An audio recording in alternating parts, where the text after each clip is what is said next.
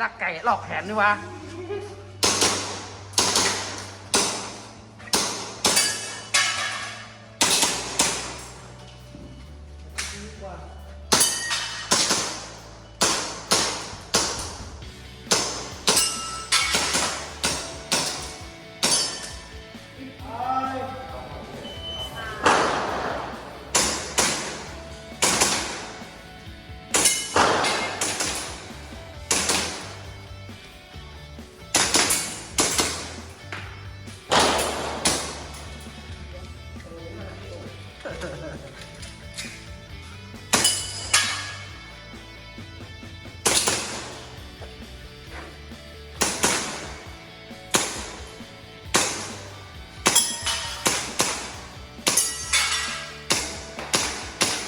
ซับเพชรซับเพชร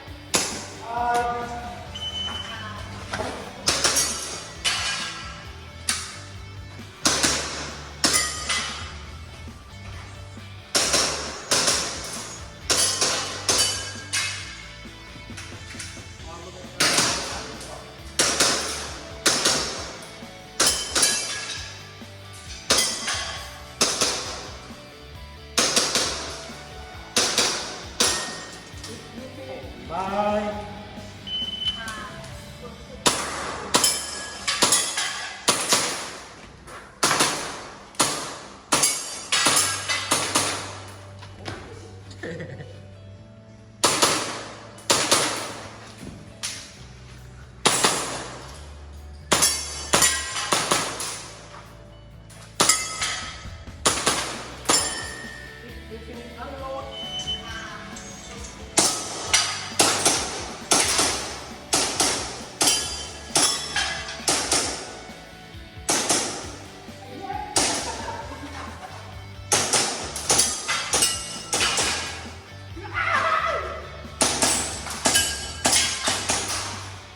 สต็อปสต็อปสต็อป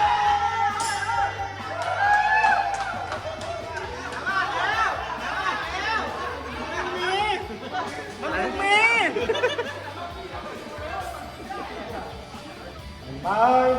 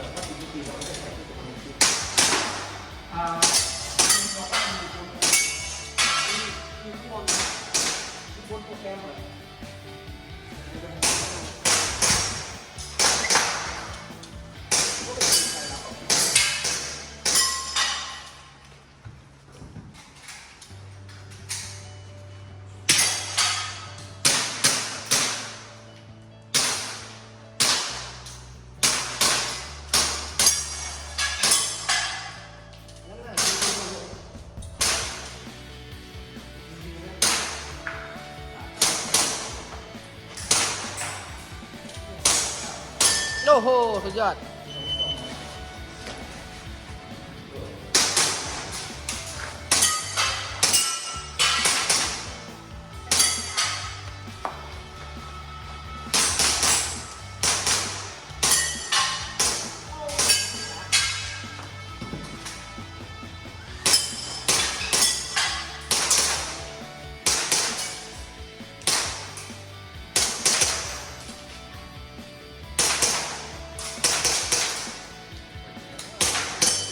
โอ้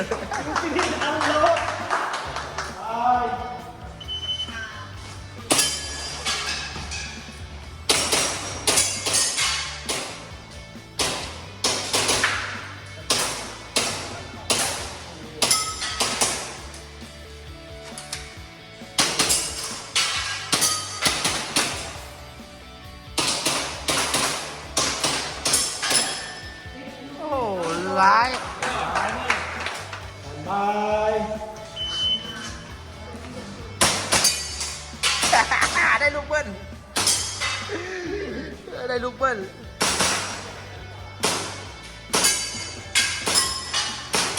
เอาแล้วเอาแล้วเอาแล้วบอลเอาแล้วโอ้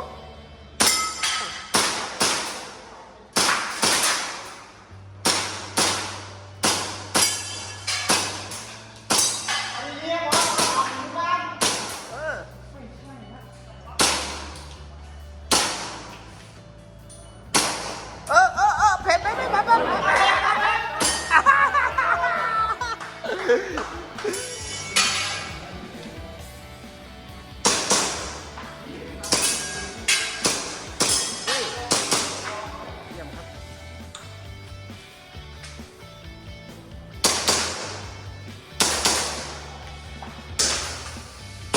แก้ไข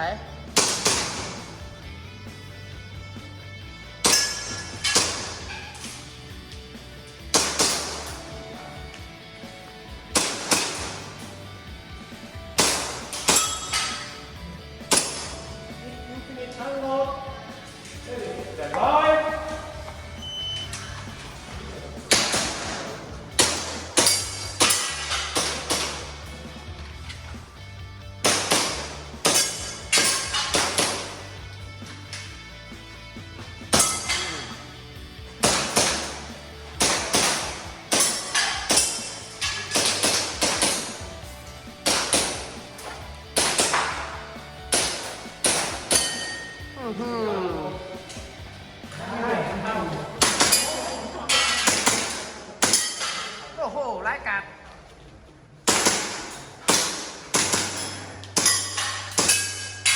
คนเมืองปลอมตัวก็เป็นฝรั่งไงโอ้โหโอ้โหโอ้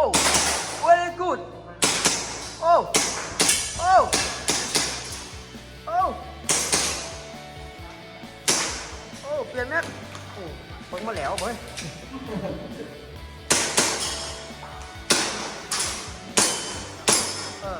สวัสดีครับสำหรับรีวิวนี้นะคลิปวิดีโอนี้เราพามาอยู่กันที่สนามกีฬาเทศบาลนครครับเรามาทำการแข่งขันนะครับ IPSC Airsoft นะครับประจำวันเสาร์นะฮะวันนี้ประกอบด้วยนักกีฬาคลับคลั่งนะฮะหลายท่านเลยนะฮะสเตจนี้เป็นสเตจที่3แล้วนะครับที่เรายิงกันมานะครับอันที่แล้วเราพูดค้างไว้ในเรื่องของการเล่นนะครับกติกาการเล่นก็คือกีฬา IPSC Airsoft เนี่ยใช้ปืนอัดแก๊สนะครับอัดแก๊สแล้วก็ใช้แก๊สใช้ลูกกระสุนขนาด 0.20 นะครับระยะเป้าก็จะประกอบไปด้วย3เมตร5เมตร7เมตรนะครับไม่เกิน10เมตรตอนนี้นักกีฬากำลังทำการวอล์กนะครับโดย RO กำลังบีบนะฮะสนามนี้ประกอบไปด้วย8เป้ากระดาษและ2เหล็กนะครับเรายิงกันนักกีฬาจะออกแบบท่ายิงเองนะครับเรายิงกันทั้งหมดเนี่ย8เป้ากระดาษนะมี2เหล็กนะฮะตัวที่ยิงจบก็คือเป็นตัวนี้นะครับเป็นสต็อปเพจนะฮะที่เชื่อมต่อกับ iPad เชื่อมต่อกับ iPad นะฮะนัดสุดท้ายเราต้องยิงตัวนี้นะครับเพื่อให้เวลามันหยุดสต็อปนะครับนี่เป้าก็จะประกอบไปด้วยเป้าแบบนี้นะครับเป้าแบบนี้นะฮะวิธีการยิงนะครับถ้าเป็นเหล็กป๊อปเปอร์ตัวนี้เขาเรียกป๊อปเปอร์นะฮะเราต้องยิงให้ล้มแต่ถ้าเป็นเป้ากระดาษตัวนี้เราจะยิงเป้าละ2นัดนะครับเป้าละ2นัดนัดละ5แต้มนะฮะถ้ามองดีๆนะครับเราจะเห็นตัวนี้เป็นวง A วง C วง D นะครับถ้าเข้าโซน A ตรงนี้2นัดนะครับได้นัดละ5แต้มนะครับ2นัดก็เท่ากับ10แต้มถ้าเข้า A 1นัดเข้า C 1นัดก็จะเป็น5บวก3นะครับถ้าเป็น A แล้วก็ D นะครับก็จะเป็น5บวก1นะครับในเป้าเนี่ยเราจะสามารถยิงมี 4-5 นัดก็ได้นะครับแต่จะนับเอานัดที่ดีที่สุดให้นะเดี๋ยวเรามาดูวิธีการยิงกันนะครับว่านักกีฬาเขายิงแบบไหนนี่กำลังทำการวอล์กกันอยู่นะฮะ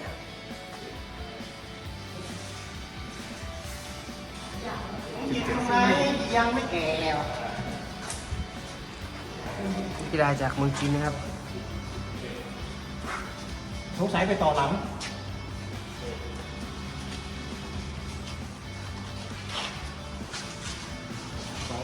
อาทิตย์นี้แข่งกันไปจริงเป็นจังนะครับ มีรถหมดรถมีบ้านหมดบ้านนะครับที่นี่นะฮะ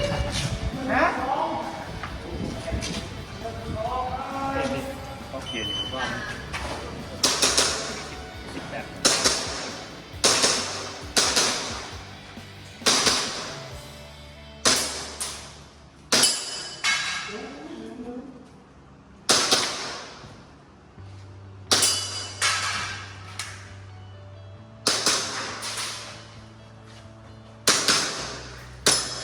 ยูฟินิชอันโหลด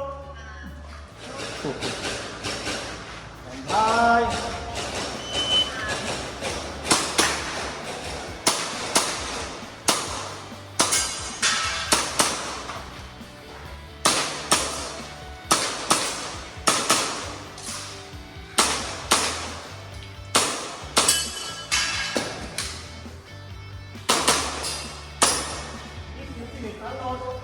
ทุกสามเอาเปิดไฟเนาะ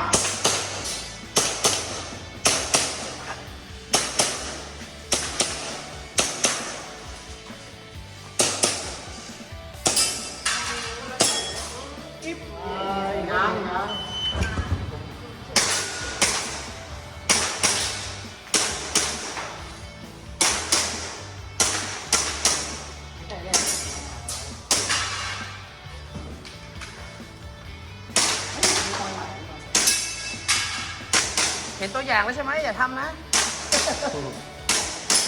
If you finish unload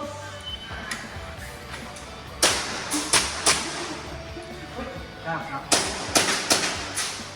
มาแน่แน่แน่รวมแน่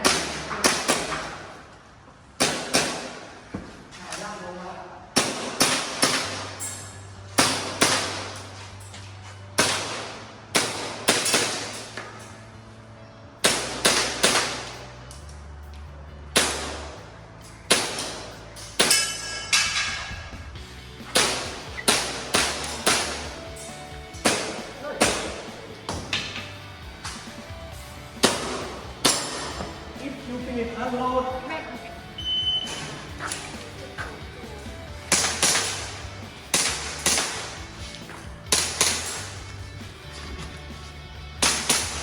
นั่นแหละนุ๊กเฮ้ย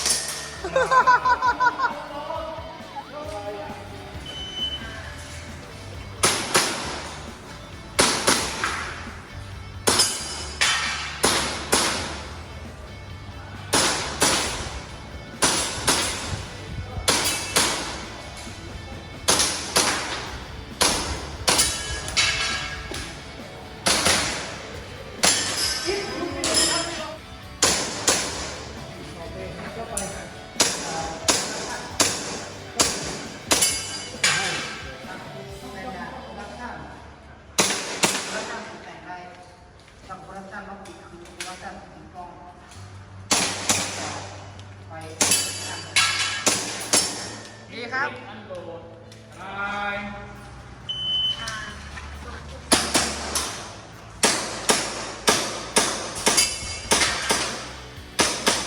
โอ้โห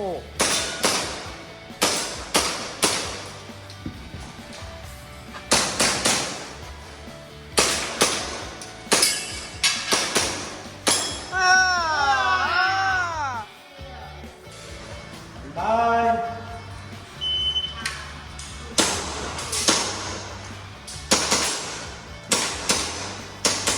ปืนมันร้ายว่ะโอ้โหปืนมันร้ายว่ะโคตรแม่นไปทำอะไรมาเนี่ย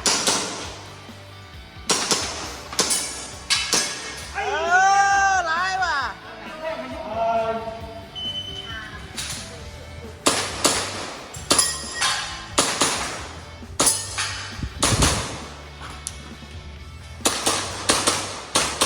โอ้โห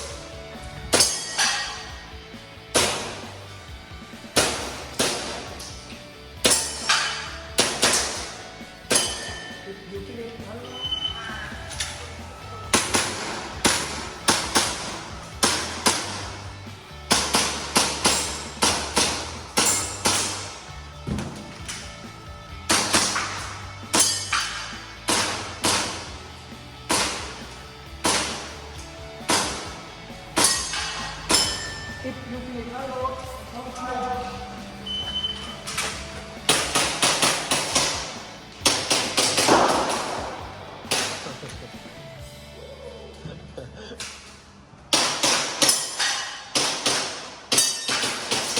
โอ้โห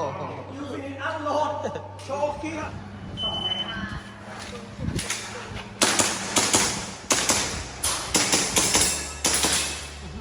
สุดยอด ลูกศิษย์ใครวะเนี่ย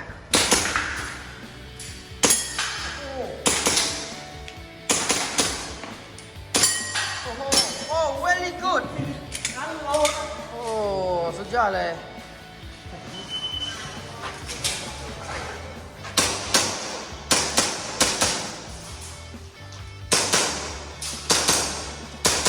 ยอดครับ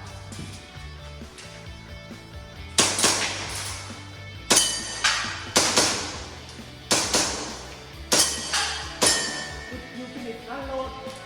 ว่า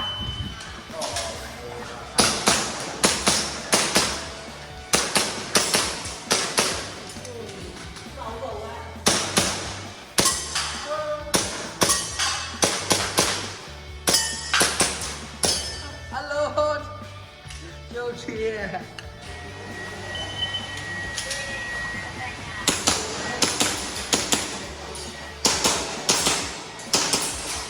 ร้ายอ่ะเสีย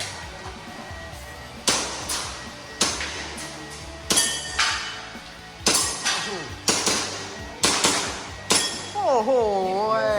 โหลดเชียร์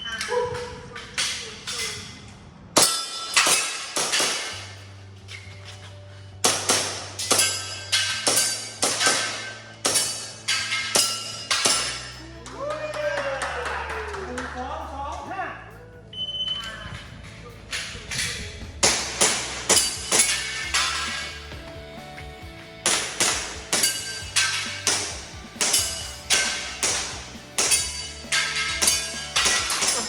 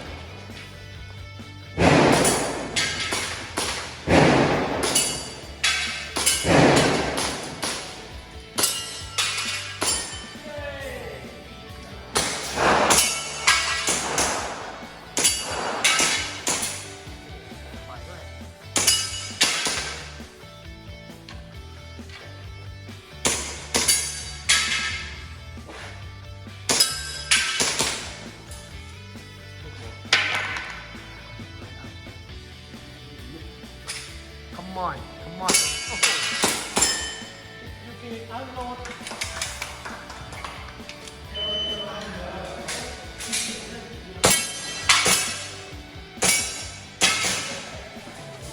เฮ้ยเกือบ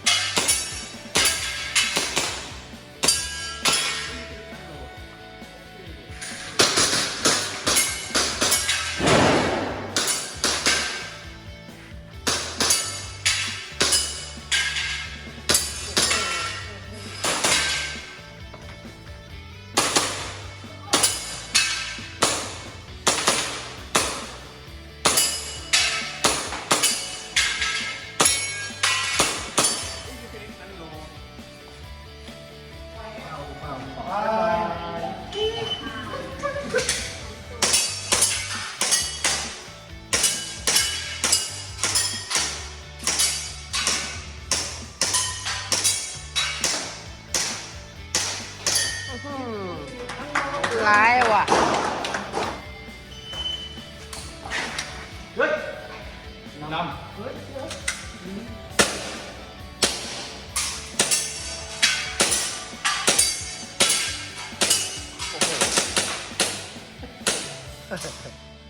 ลืมแกะหมด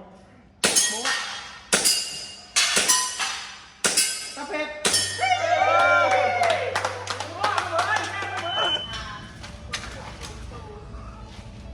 ดึง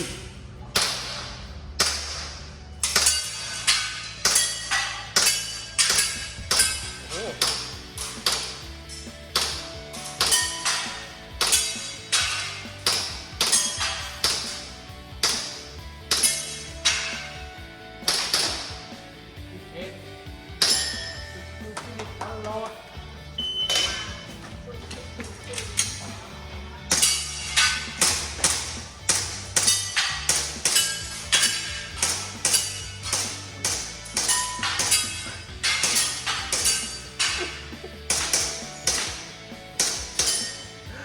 โอ้ย นกครับ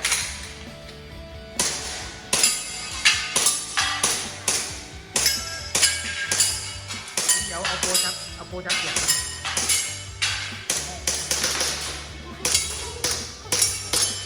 เอาแล้ว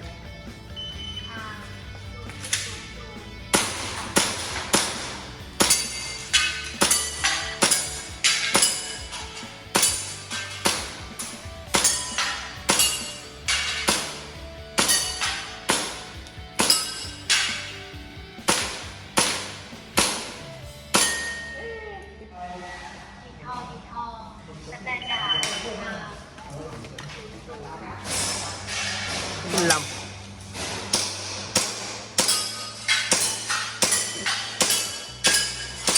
ให้ไปสองหัว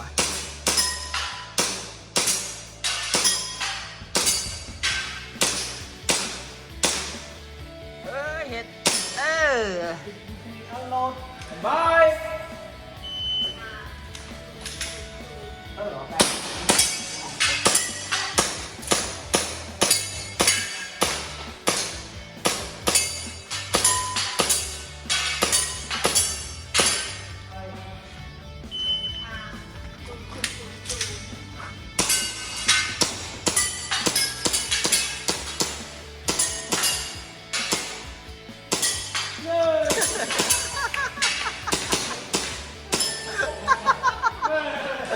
แป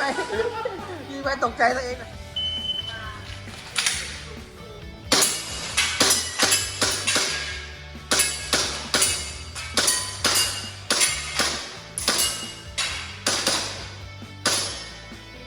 ร้ายกาจว่ะ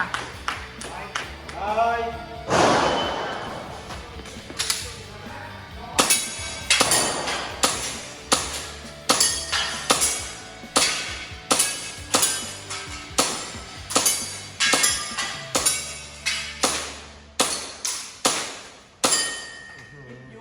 นโหลด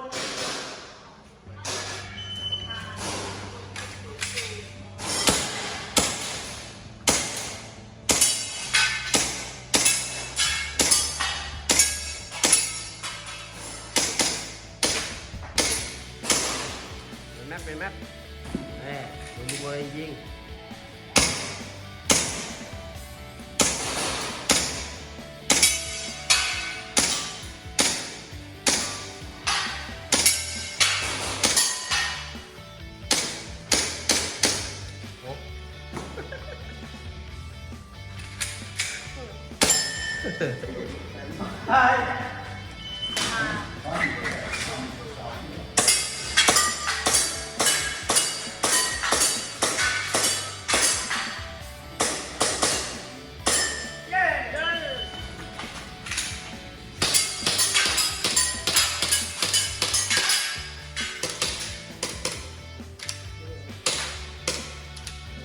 โอ้ ลูกโมด